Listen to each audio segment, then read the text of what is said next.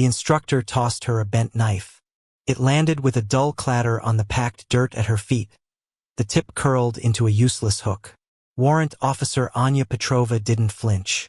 She simply looked down at the mangled piece of steel, then back up at the instructor, Sergeant Thorne, whose face was a mask of smug superiority. He expected a protest, a complaint, some flicker of indignation that would confirm her unsuitability for this place. He would get none. The problem was clear, the challenge laid bare. This survival course, designed to break the toughest soldiers at Fort Griffin, was now her problem to solve. And she would solve it, just as she had solved every other problem put before her. She knew, with a certainty that settled deep in her bones, that she would finish this course first. The bent knife was not an obstacle. It was merely a detail. The cold Alaskan air bit at any exposed skin, a constant predatory presence. Fort Griffin was a place of hard lines and harder men, a forward operating base carved out of the unforgiving taiga. It smelled of pine, diesel, and institutional skepticism. Anya had arrived 2 days ago, a transfer from a records department so heavily redacted it was mostly black ink. Her presence was an anomaly. A quiet, severe woman in her late 30s dropped into a world of brash, masculine confidence. She was assigned to Colonel Davies' command, and from the moment she stood before his desk, she was a problem he didn't want. He looked at her file, a thin collection of official papers that said nothing, and then at her, a woman whose stillness seemed to absorb the light in the room. He saw a political appointment, a quota filler, an inconvenience. He didn't see the ghost of a dozen forgotten conflicts in her eyes or the coiled readiness in her posture.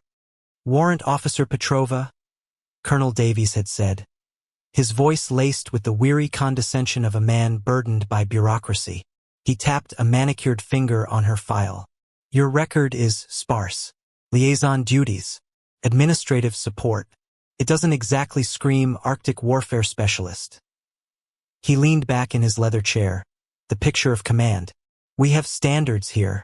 This isn't a place for desk jockeys to get a wilderness badge." Anya said nothing. She simply met his gaze, her own expression unreadable. Her silence was a vacuum, and it unnerved him. He wanted a reaction, something to latch onto, to justify his immediate dislike. He found only a placid depth, like a frozen lake. "I'm assigning you to the Advanced Survival, Evasion, Resistance, and Escape course. It starts tomorrow. Sergeant Thorne runs a tight ship. It's our most demanding program. Most wash out." The unspoken words hung in the air. "You will wash out." It wasn't a suggestion.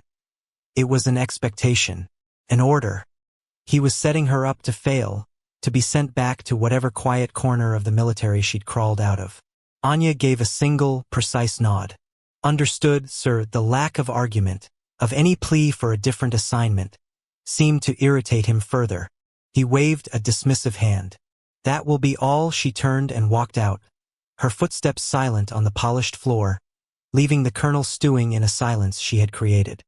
The next morning, in the pre-dawn gloom of the briefing hangar, the air was thick with nervous energy and bravado.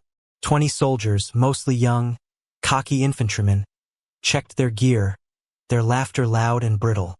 They were the best the base had to offer, handpicked for the SEER course. Anya stood apart, a solitary figure near a wall map of the Chugach National Forest. She wasn't checking her gear.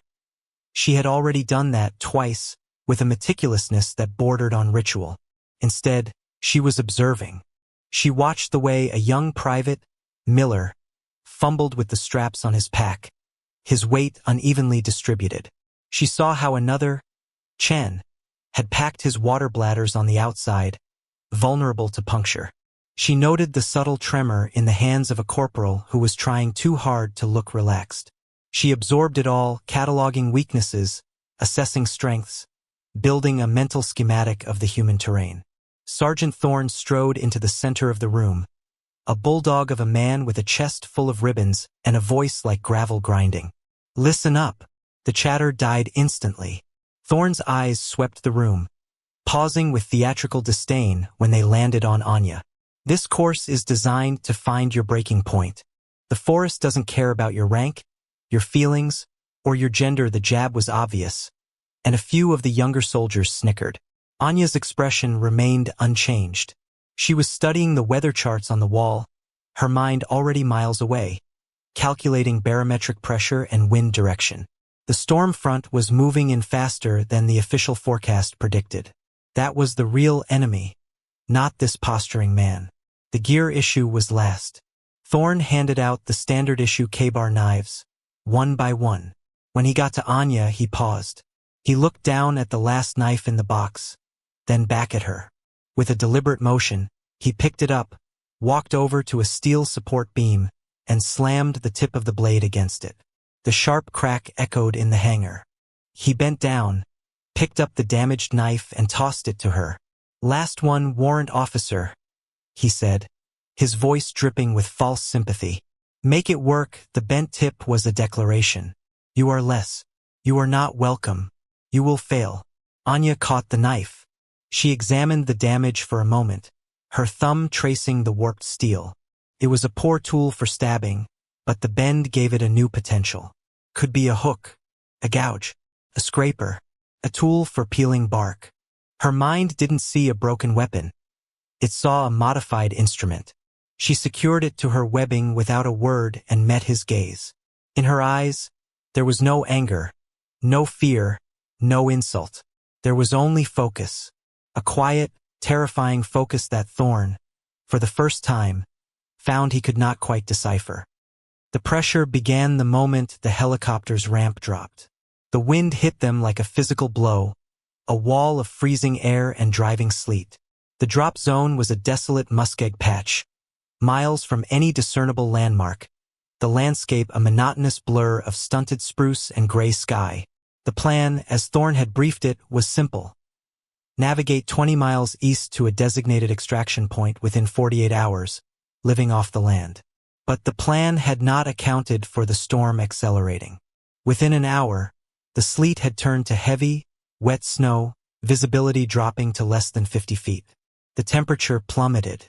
The easy confidence from the briefing hangar evaporated, replaced by a grim, head-down trudging. The compasses were unreliable, the magnetic deviation in the region notoriously tricky.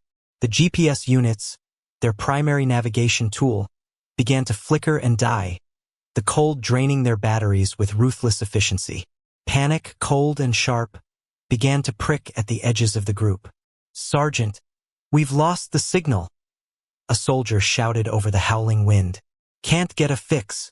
Thorn, his own face a mask of frustration, fiddled with his own device. "Nothing. They were blind. Stick together. Follow me," he yelled, trying to project an authority his voice no longer fully carried. He was a good instructor in a controlled environment. This was no longer controlled. Anya moved at the rear of the column, a silent observer. While others fought against the storm, she seemed to move with it. Her pace was steady, economical. She didn't waste energy fighting the wind. She leaned into it, using its force. Her eyes were constantly scanning, not at the useless electronics, but at the world around her. She noted the direction the lichen grew on the trees, the subtle slope of the land, the way the snowdrifts formed on the leeward side of the ridges. She was reading a map no one else could see. The first real crisis came 3 hours in. Private Miller, the one whose pack she'd noted was unbalanced, slipped on an ice-slicked rock and went down hard. A sickening crack echoed, followed by a sharp cry of pain. His leg was bent at an unnatural angle. Compound fracture. Thorn swore, his face pale. The team's medic rushed over, but his hands were shaking so badly from the cold, he could barely open his medkit. The soldier was going into shock, his breathing shallow, his skin clammy. The situation was deteriorating rapidly. This was no longer a training exercise. It was a potential fatality. As the medic fumbled with frozen bandages and Thorn barked useless orders into a dead radio, Anya acted. She knelt beside Miller, her movements calm and deliberate. "Hold him steady," she said, her voice cutting through the rising panic. It wasn't a request. The other soldiers, desperate for direction, complied instantly. She ignored the medkit, Its contents were designed for a different kind of war. She pulled the bent knife from its sheath. The men watched, confused, as she moved to a nearby birch tree. Using the hooked tip of the blade, she stripped away a long, wide section of bark with practiced ease. The hooked point was perfect for getting under the tough outer layer. She then used the straight part of the blade to shave the soft, cambium layer from the inside of the bark into a small pile. "Chen," she said, her eyes finding the other young private. "Your pack. The pine branches you collected." Chen, startled, remembered the small bundle of pine needles and twigs he'd gathered on her quiet suggestion an hour earlier. He'd thought it was strange then, but he'd done it anyway. He handed them over. Anya crushed the pine needles, mixing them with the birch shavings.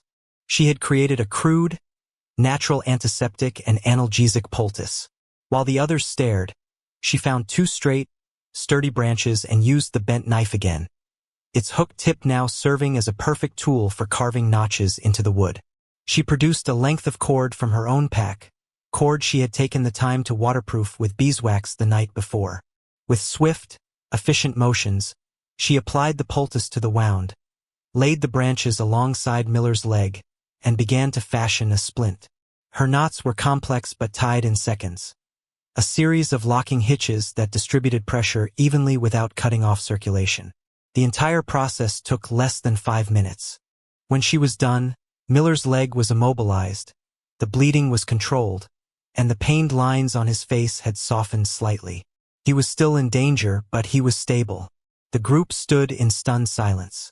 She had taken a useless tool and a desperate situation and created order from chaos. She hadn't raised her voice. She hadn't bragged. She had simply acted. She looked up at Thorn, her gaze level. "He needs to be kept warm. We need to build a shelter now. The temperature is still dropping." Sergeant Thorn looked from the expertly crafted splint to the bent knife in her hand, and then to the woman who wielded it. The smugness was gone from his face, replaced by a bewildering mix of shock and something that looked unervingly like respect. For the first time, he saw not a female warrant officer, but a survivor. The dynamic of the group had irrevocably shifted. The quiet woman at the back of the column was now their center of gravity. Thorn, to his credit, recognized the change. His authority had been shattered by the storm and his own indecision. Her competence had been forged in it. He gave a curt nod. "Find a spot." He had ceded command without saying the words. Anya didn't acknowledge the transfer of power. She simply scanned the terrain. She pointed towards a dense copse of spruce trees, their low-hanging branches already heavy with snow. "There.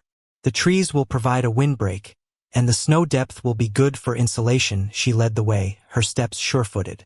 The other soldiers followed without question, carrying the injured Miller on a makeshift stretcher they'd fashioned under her direction. At the chosen spot, she orchestrated the construction of a quinzhee, a type of snow shelter. She showed them how to pile up the snow, packing it down, and then how to hollow it out. She used her bent knife again, the hook perfect for scooping and carving the packed snow. While the others worked, she took Chen aside. "We need water and fire." She handed him his canteen. "Find a place where the snow is clean and deep. Pack it in. Your body heat will start the melting process." She then turned her attention to fire. The wind was still howling, and everything was saturated. Starting a fire seemed impossible. Anya found a dead, standing birch. She used the knife to strip away the damp outer bark, revealing the dry, papery layers beneath. She shaved off thin curls, protecting them from the wind with her own body. From a small, waterproof pouch at her belt, she produced a ferrocerium rod and a striker. No matches, no lighter, just the basics. She had practiced this 1,000 times in 1,000 different places, in rain, in snow, in mud. Her hands were steady despite the cold. She struck the rod, sending a shower of hot sparks into the tinder bundle. It smoldered, then caught. A tiny, precious flame flickered to life. She nurtured it carefully, adding progressively larger pieces of wood she'd instructed the others to gather, until a small, sustainable fire was crackling in the lee of the shelter. Back at Fort Griffin, in the warmth of the command center, Colonel Davies stared at a map. The storm had grounded all air support, The SEER team's trackers had gone dark hours ago. They were officially lost. He felt a knot of cold dread tightening in his stomach. Losing a team was a commander's nightmare. It was a failure that would stain his entire career. A junior officer approached him. "Sir, we got a brief, corrupted signal burst from Sergeant Thorne's emergency beacon. Not enough for a location lock, but it relayed a single data packet." "What is it?" Davies snapped. The officer hesitated. "It's a biomonitor reading, sir. Standard for all participants. It shows heart rate, core body temperature, stress levels." He pointed to a line graph on the screen. 19 of the 20 participants show elevated heart rates and significant drops in core temperature, all within expected parameters for distress. "And the 20th?" Davies asked, his eyes narrowing. The officer highlighted a single, steady line on the graph. "This one, sir. Heart rate is 60 beats per minute.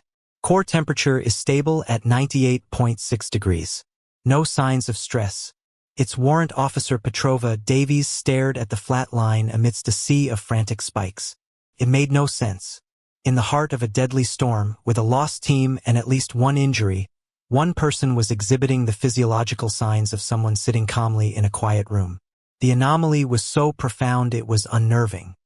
His dismissal of her, his condescending words, echoed in his mind. He had sent a desk jockey to her breaking point. But the data on the screen told a different story.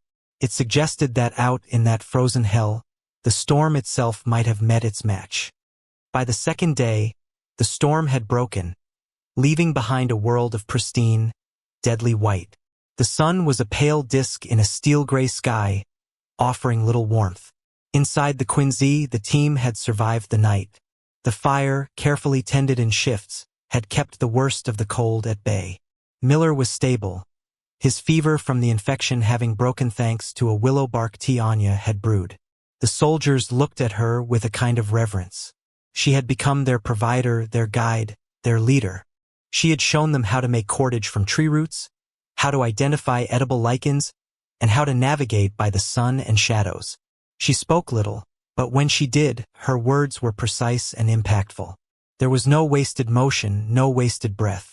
The next major obstacle presented itself at midday. A river, swollen with meltwater from the storm, its current a churning, gray torrent. It was twice as wide as it should have been on the map and impossibly dangerous to cross. Their designated extraction point was on the other side. Thorne, now acting as her second-in-command, looked at the obstacle with a grimace. Standard procedure is to find a narrower point upstream or build a raft. That could take a day, maybe more. Miller can't wait that long. He looked to Anya, his question unspoken. Her eyes scanned the opposite bank, then the trees on their side. She saw a tall, sturdy spruce that had fallen, its trunk reaching halfway across the river before being snagged by the current. It wasn't a bridge, but it was an anchor. "We're not going around," she said. "We're going over." She outlined a plan that was audacious, dangerous, and technically brilliant. They would create a Tyrolean traverse, a rope bridge. It was a technique taught in advanced mountaineering courses, not standard infantry survival. But they lacked proper ropes and climbing gear.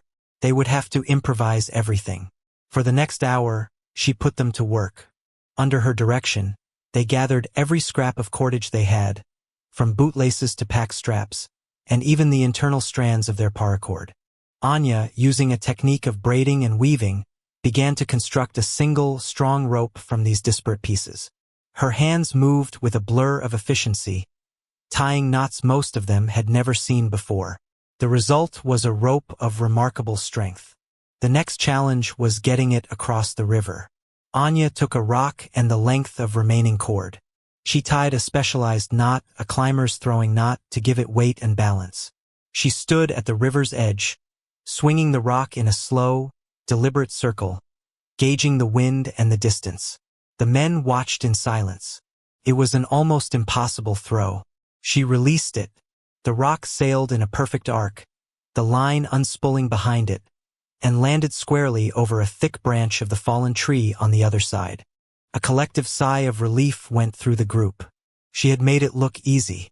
Using the thin cord, They pulled their heavier, improvised rope across and secured it, creating a taut line that sagged only slightly over the raging water.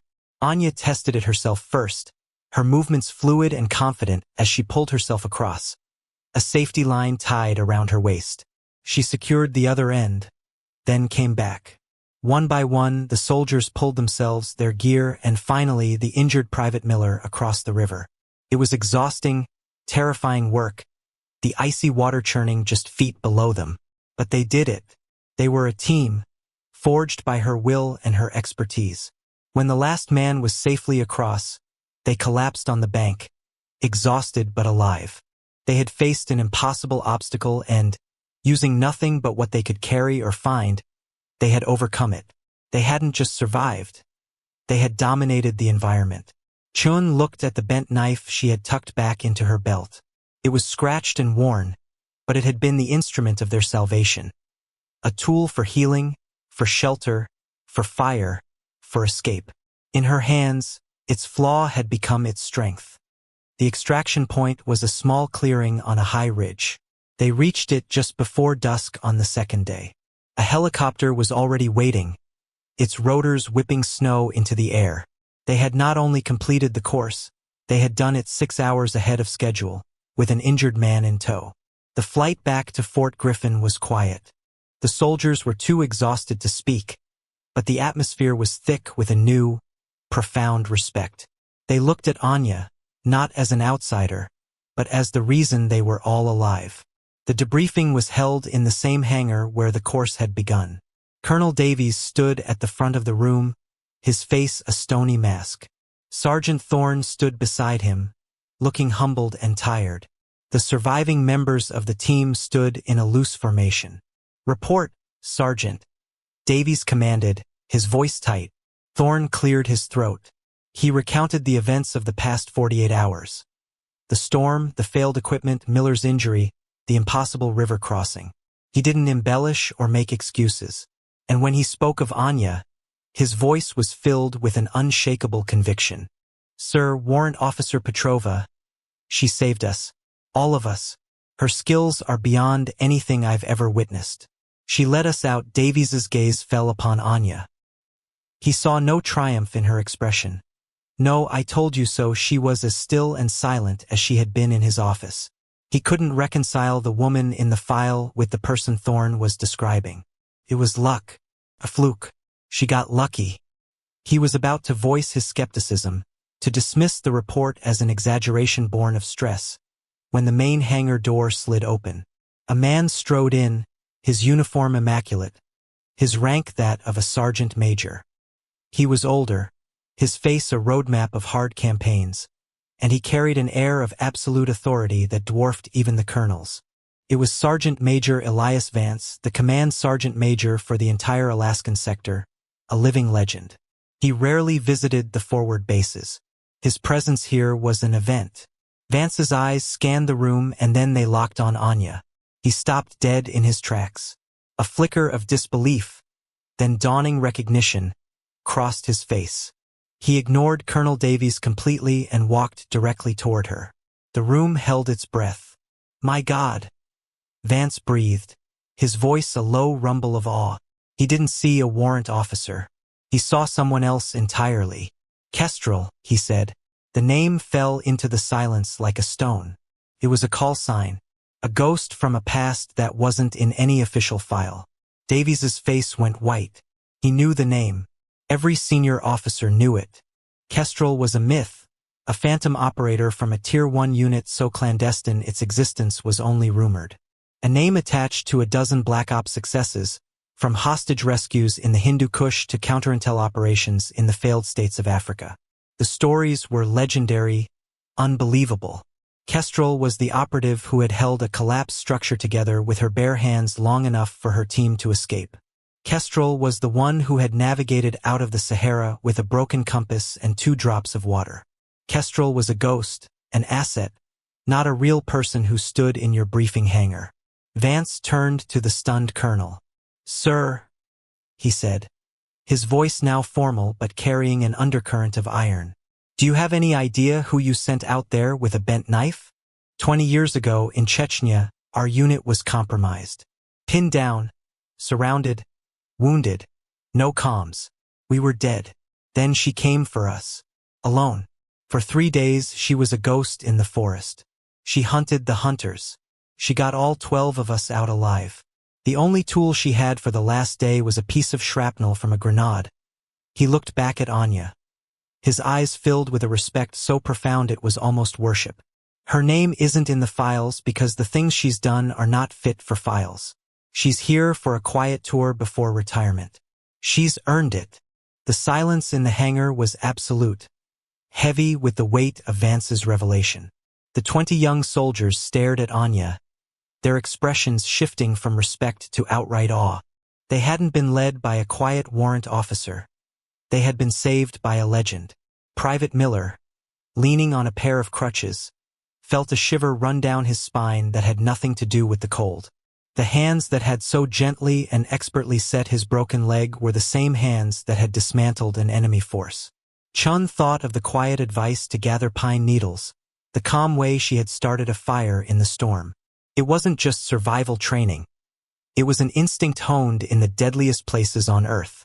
Sergeant Thorne looked as if he'd been physically struck.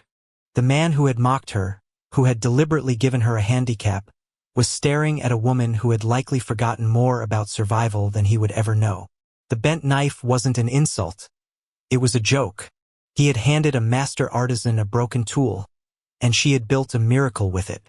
His face burned with a shame so deep it was painful. Colonel Davies felt the floor drop out from under him. His arrogance, his dismissive certainty, now seemed like the naive posturing of a child. He had looked at a queen and seen a pawn. He had tried to break a woman who was, by all accounts, unbreakable. The redacted file, the quiet demeanor, the lack of a service record, it all made a terrifying kind of sense now. She wasn't hiding a lack of experience. She was hiding a history too violent and too classified for public record. He cleared his throat, the sound unnaturally loud in the still room. Warrant Officer Petrova, he began, the name feeling inadequate on his tongue. He didn't know what to say. An apology felt small, an order absurd. He simply stood there, his authority stripped away not by insubordination, but by a competence so vast it defied his understanding of the military hierarchy. Anya met his gaze. There was no triumph in her eyes, no vindication. There was only the same quiet, placid depth. She had not done any of this to prove him wrong. She had done it because it was what needed to be done. The survival of the team was the mission. His opinion was irrelevant. She gave a slight, almost imperceptible nod, an acknowledgement that the debriefing was over. She turned to leave. As she walked past the formation of soldiers, Private Chen, acting on pure instinct, snapped to attention and rendered the sharpest salute of his life. One by one, the others followed, their movements crisp and unified. It was a spontaneous, heartfelt gesture of ultimate respect. Even Sergeant Thorne raised a hand to his brow, his salute a silent apology and a pledge of fealty. Anya walked through the hangar, the sound of her solitary footsteps echoing in the vast space. She didn't acknowledge the salutes, but everyone in the room knew she had seen them. She had earned them. Later that evening, Anya sat on the edge of her bunk in the sterile, impersonal barracks room. It was quiet. The base was settling down for the night, the sounds of machinery and distant shouts muted. The chaos of the last 48 hours had receded, leaving behind only a profound stillness. In her hands, she held the bent knife. The metal was cold against her skin. She ran her thumb over the scratches and nicks it had acquired, each mark a testament to the tasks it had performed. It had cut bark for medicine, carved notches for a splint, scooped snow for a shelter, and shaved tinder for a fire. It was a flawed, damaged thing, an object of contempt, meant to signify her failure. But it had not failed. She had not failed. She looked at the hooked tip, the deliberate imperfection that was meant to be her undoing. From a small maintenance kit on her nightstand, she took out a small, flat stone and a whetstone. She didn't try to hammer the tip straight. The bend was part of its story now, part of her story here. Instead, with patient, practiced strokes, she began to sharpen the blade. The rhythmic scrape of steel on stone was the only sound in the room. She wasn't fixing the knife's flaw. She was honing its new strengths. She sharpened the short, straight edge near the hilt to a razor's fineness. She then carefully worked the curve of the bent tip, giving the inner edge a wicked sharpness, turning the hook into a perfect gutting and carving tool. She was not restoring it. She was adapting it. She was making it hers. The metal began to gleam under the dim barracks light, its purpose renewed, redefined. It was no longer just a bent knife.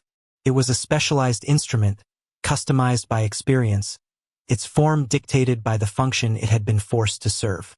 It was a symbol of what had happened out in the forest. The rigid system had given her a broken piece of its world, and she had reshaped it, adapted it, and used it to succeed on her own terms. She finished her work. The knife was clean, sharp, and ready. She laid it on the simple wooden nightstand, its bent tip pointing toward the window, which looked out over the vast, dark expanse of the Alaskan wilderness. The forest was quiet now, sleeping under a blanket of new snow and a sky filled with a silent riot of stars. Anya sat there for a long time, a still figure in the quiet room, a ghost who had earned her peace. The respect she had won was silent, like her, but it was solid and real. It was a foundation she had built not with words, but with action, with competence, with the quiet, unwavering strength of a woman who had been to the edge and back, and knew exactly how to find her way home. The bent knife lay beside her, a silent testament to her victory.